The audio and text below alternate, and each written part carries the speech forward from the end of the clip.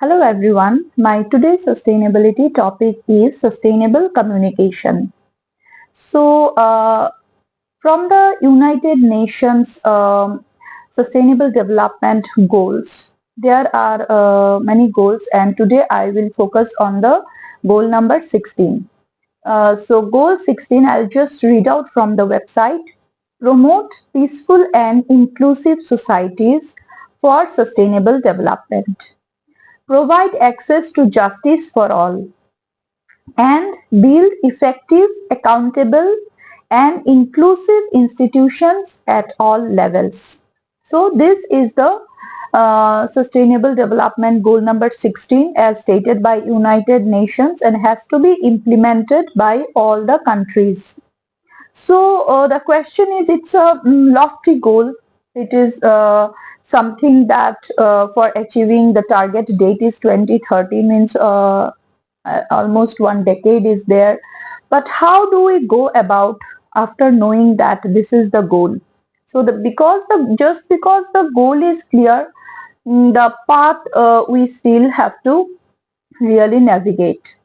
So there are many targets also mentioned under every goal, and also many indicators are there. You can go through the website. So I'll just explain about the few of the target under this peaceful society and inclusive society. So target 16.1 states significantly reduce all form of violence and related death rate everywhere. So violence has to be really reduced, has to be worked in such a manner that the non-violence is the path followed by each and every country. Next is end abuse, exploitation, trafficking and all form of violence against and torture of children. So children has to be given that kind of environment where they can really blossom.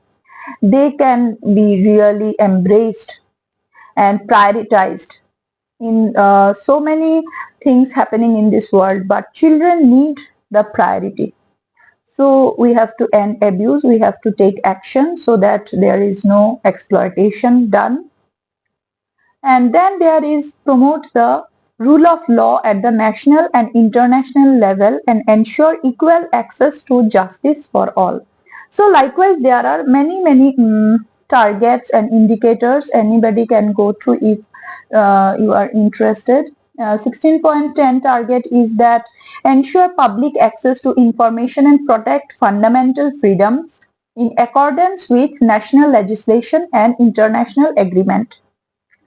Having said that, freedom of speech and fundamental freedom and justice for all and non-violence and everything, but today I'll discuss how, like as a sustainability coach, I'll discuss how we should ourselves approach this lofty goal of the world, entire world.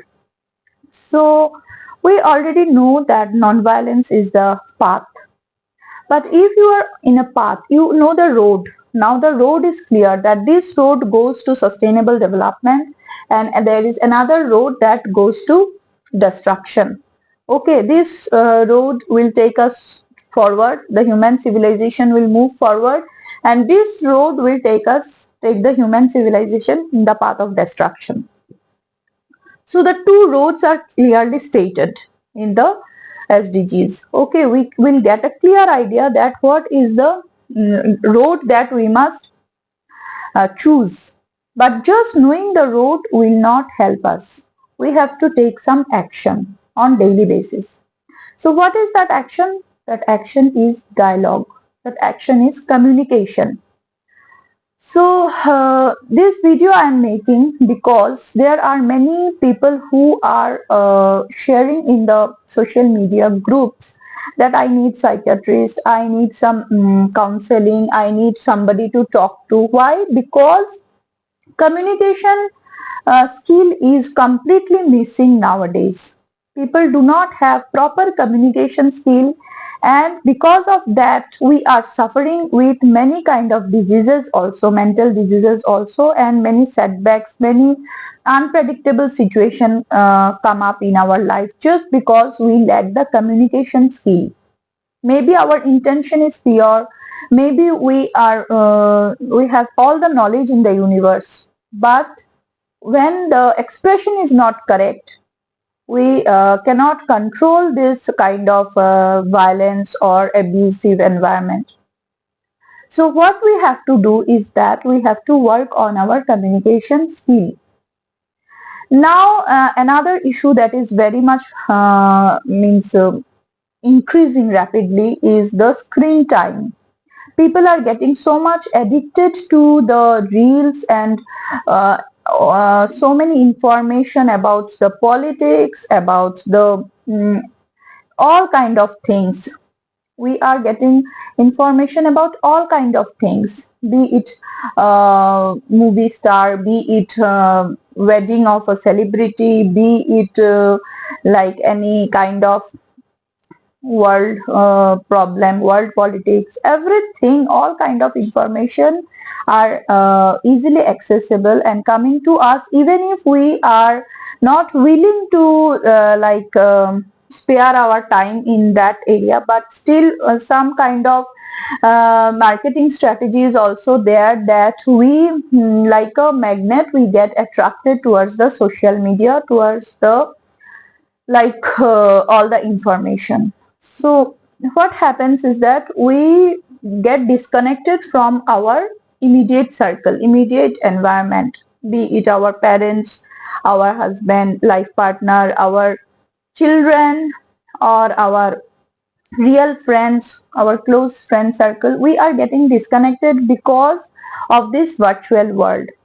So to discuss about the screen time, there cannot be any permanent solution, because if even for like a month or so you stay away from social media, but because things are changing so rapidly, we will some way or the other we will be in the social media platform. Means you cannot control yourself, neither you can control your next generation, the children and the students, from just staying away from social media. So one solution what I will suggest is that always choose bigger screen, like a smartphone or a smart TV or a laptop. Like that you have to consciously take the decision, and just after getting a mobile we have thought that this mobile is an all-in-one device, that we can do anything and everything from our small smartphone. But if we do not change this approach, and if we do not go back to some traditional process, like phone is for talking, we should call up somebody and talk over the phone. Okay, we can have a video call, but many a times we don't want to have a show our face and everything. So at least every day, good morning wishes, or maybe just myself, I have 5 or 10 minutes of talk with my father. He is staying in a different state, I am staying in a different state, but he is old also and having a lot of health issues. So this phone call keeps me like updated that okay, my father is doing fine. So we have to wisely choose the way how we are going to use our gadgets. So if we are feeling that we need screen, then we should, in the morning itself, we should switch on our laptop. This I do most of the time. My laptop is switched on. Whenever I or my daughter want to see something, we go back to our laptop. But of course, we maintain our daily routine, and then we watch whatever we want to watch in the screen. And still, there is a tendency, like when we lie down, we continuously get addicted to the reels. Reels are made in such a way that it creates addiction. So what we can do is that in the beginning, first of all, switch on a music. Spotify is there, or other YouTube music and everything is there. Switch on your favorite music. Music is a kind of a therapy. It also helps in your concentration power. It also helps in calming down your nervous system. So it will be very good if you first switch on some music, and then you will yourself be able to choose the things instead of getting like driven by the external information, external resources. You will be means consciously choosing the app which you want to see, and then you can also choose the timing, or you can also like focus on the real world more rather than the virtual world. This is one process. What I do is I prefer music in the mobile phone, or I switch on an audio book, any book which I want to listen to, like I like Robin Sharma. So sometimes it's difficult to read with a book in your hand, so I switch on the audio book in the YouTube, and then I keep on listening to audio book, and that way some positive words go into my head and I feel good, and then I take a power nap maybe. And then when I get up, I specifically devote maybe 1 hour in creating a video content or watching some good video in TED Talk or something like that. So this is what I wanted to discuss about screen time, because we are thinking that we are connected to the whole world, but actually it is not. It is creating a phantom kind of a fairy kind of thing. We are in a different virtual world, far away from our real world, and it is just wasting our time and energy. And many means negative effects are there, like you can have insomnia, you can develop headache, you can develop dehydration, you can develop back pain, and many kind of health disorder may come up if you like use mobile too much.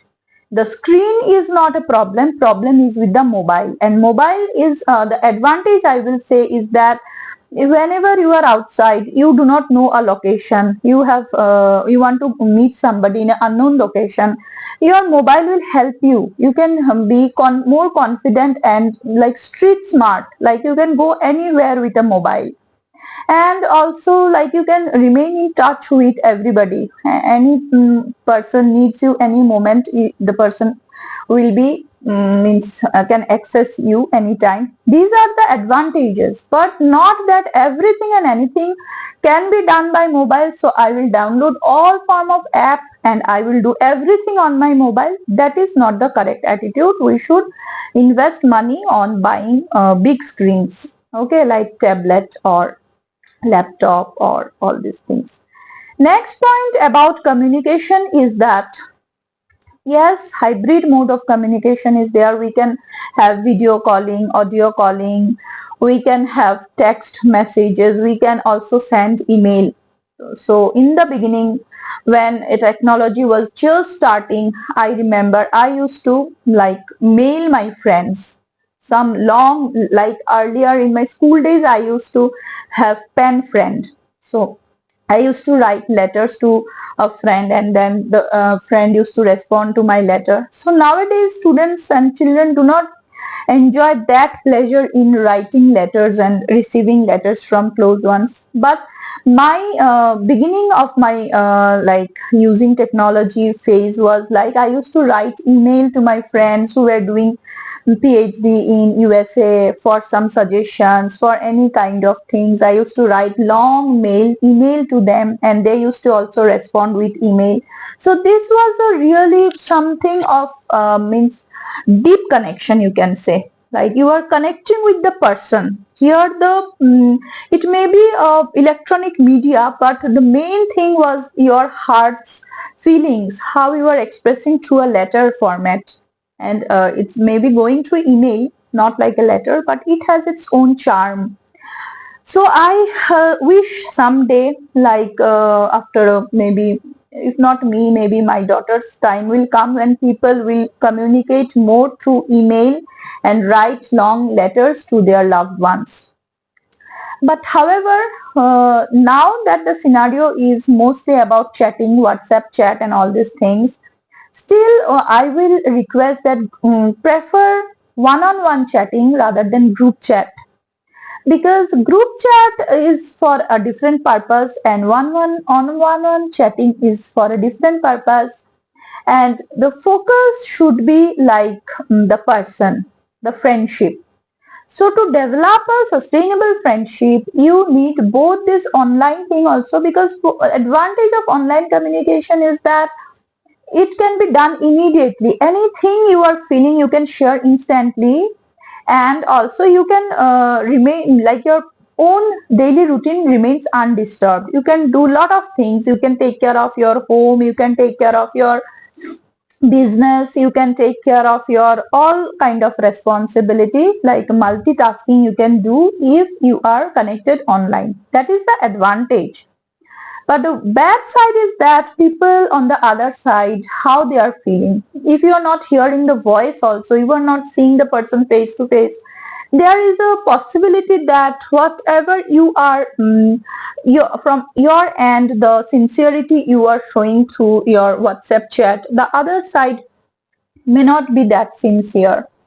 So the point is, we have to maintain a balance between face-to-face visits and meeting and talking for long hours, and also like through chat, through email communication. This has to be in a balanced manner. Whichever is needed, whenever we feel that it's time, we should go and meet my friend or my aunt or my any loved one. We should go and meet that person, because face to face has its own satisfaction. So next point is, I have discussed about hybrid mode, I have discussed about online mode of communication, offline mode of communication.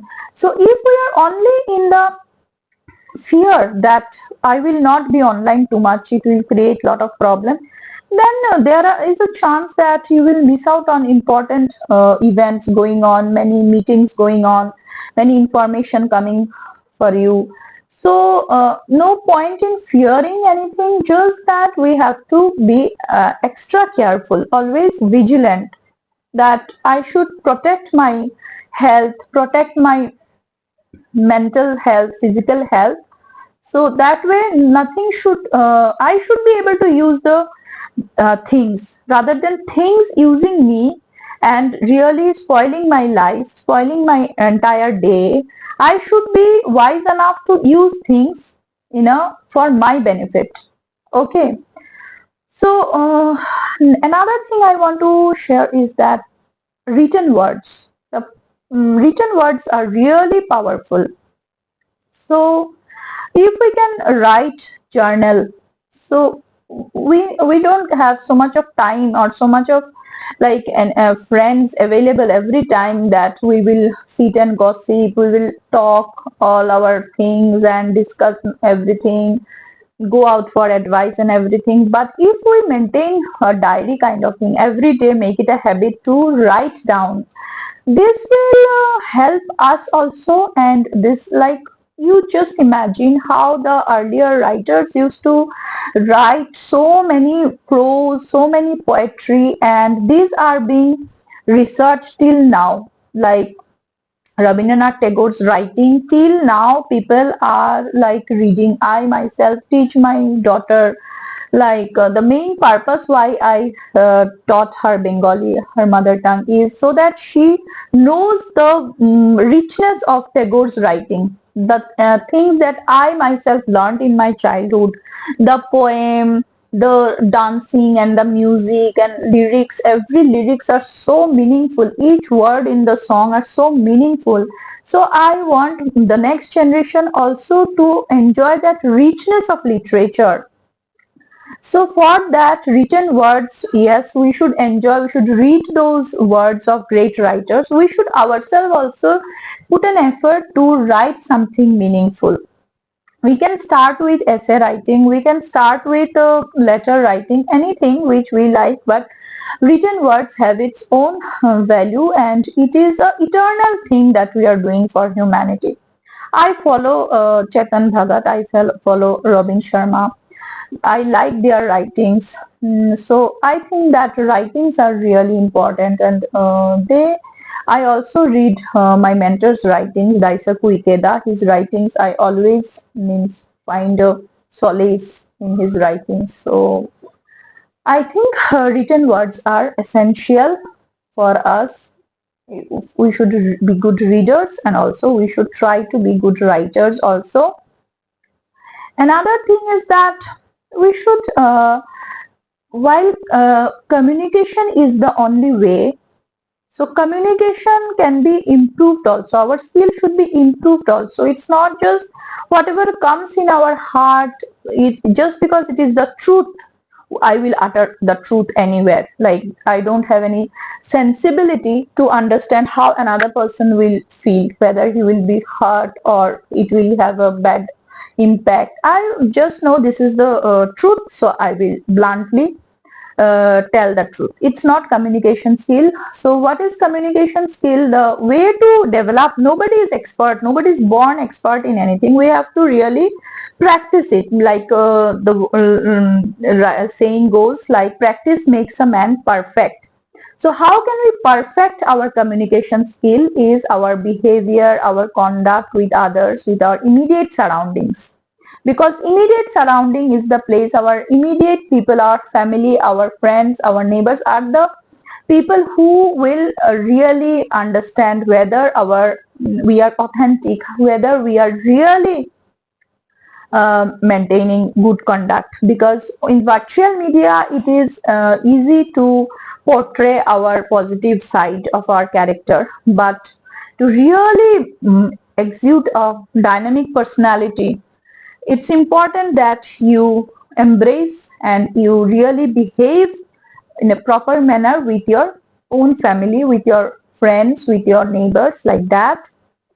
And the best way to improve our communication skill and to work in a concrete way for sustainable development, for creating peaceful and inclusive society, is mentoring.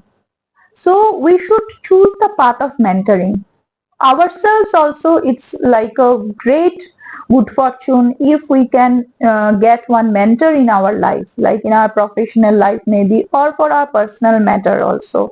If somebody like have always share everything with their mother, like there are many girls who are their best friend is their mother, because they think that their mother will understand everything and their mother will guide her. So that heart to heart bond of trust and communication with the mother guides that daughter in every phase of life. Even when the daughter is a scholar, is a real achiever in the global arena, still she goes back to her mother over a phone call maybe, or visits the mother, so that she gets the means real compassion, gets real wisdom, and means practices that thing that her mother teaches.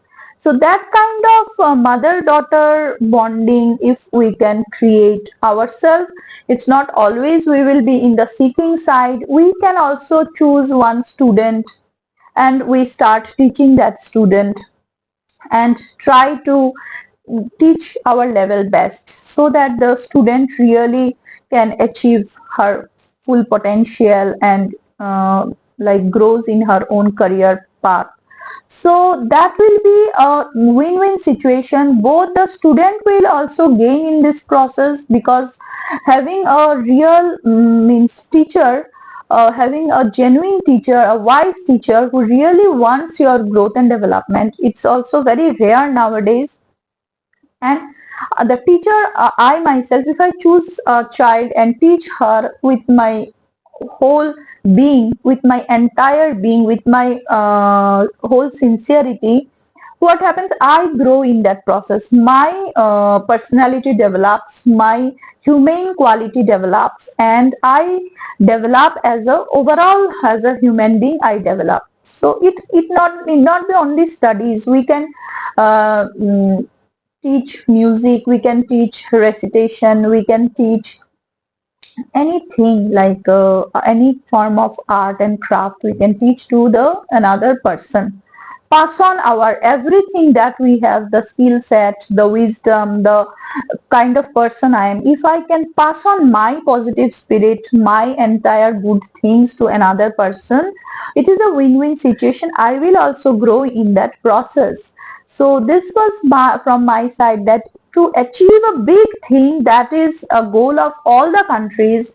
As a good citizen, as a responsible citizen, how I can behave is that I should be wise enough to use the technology for my betterment, for the betterment of the society, and one-on-one communication is most important for developing our communication skill. That one person, we are free to choose who is that person, maybe our daughter, maybe our brother, maybe our anybody. We can choose and try to foster that person so that that person reaches his dream life, achieves his goal, all his goals. And we also should be humble enough to learn from others, seek out a proper mentor, maybe our loved ones, anybody, maybe my father, maybe my anybody can be my guide whom I really respect and I value those words. So books are there for our intellectual development, for motivational speakers are also there to motivate us, but one-on-one, face-to-face, heart-to-heart bonding like a mother and a daughter, as I said about that example, is really very important for our individual growth also and for the society also. Thank you so much.